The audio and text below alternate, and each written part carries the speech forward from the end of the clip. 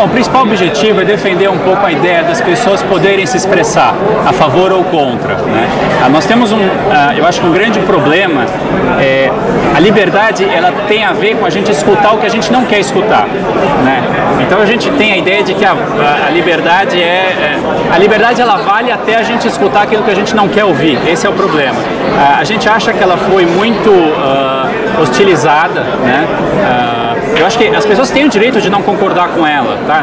Eu não estou dizendo que tudo que ela fala seja certo ou que ela seja perfeita, mas eu acho que ela tem o direito de se expressar, né? Eu acho que a gente tem o direito de falar ideias, até as ideias que parecem tontas, né?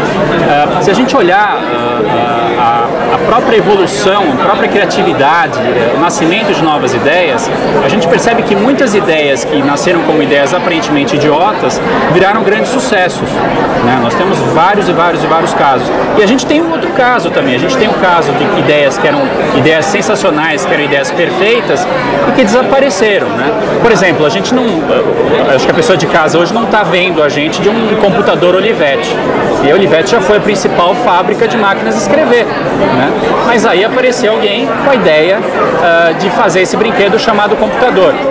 É um caso interessante, porque enquanto se investia nesse brinquedo chamado computador, a União Soviética investia em siderúrgicas, investia em grandes ideias, em grandes coisas.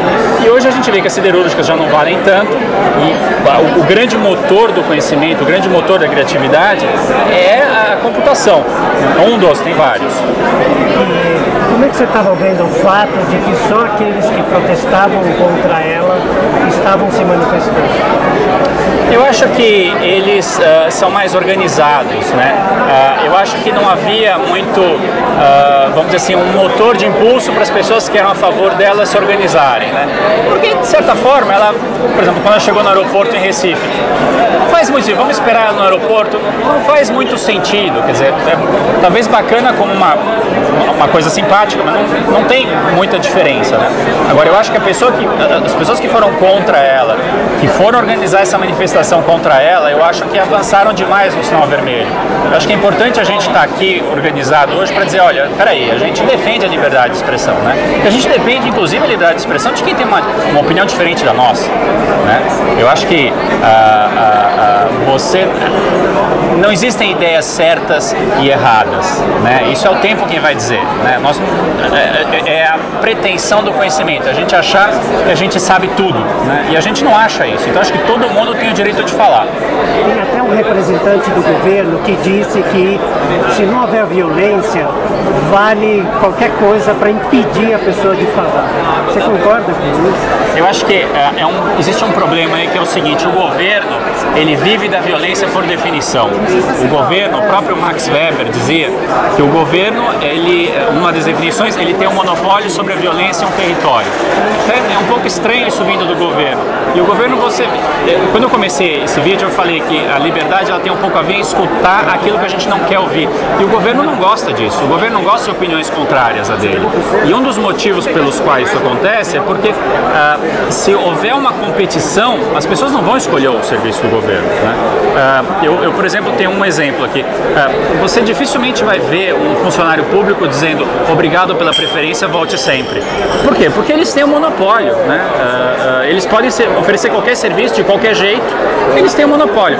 Se houver uma competição, eu não conheço algum serviço público que as pessoas vão lá utilizar se tiverem opção.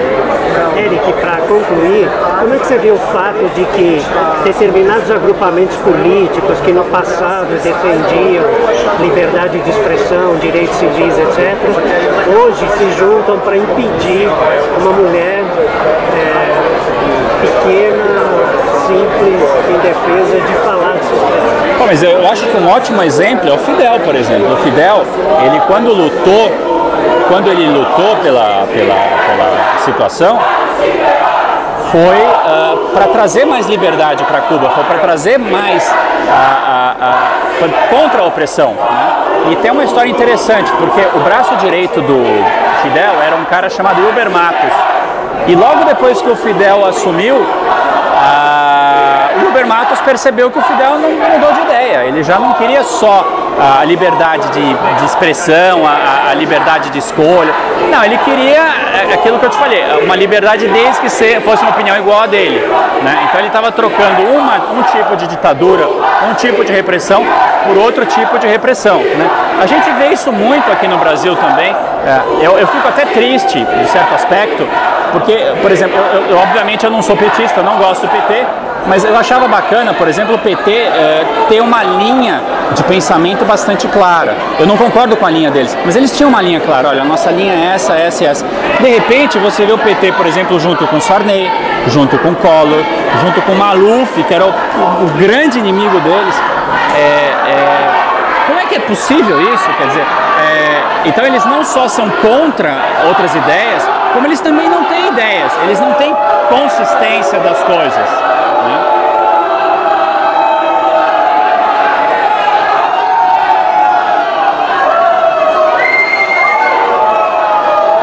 Você vê, não é bonito isso? Você vê as opiniões divergentes coexistindo.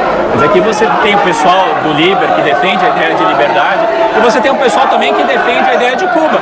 Eles estão aqui, estamos discutindo, talvez com um pouco de barulho, mas coexistindo pacificamente. São ideias, todo mundo tem direito de expressar suas ideias.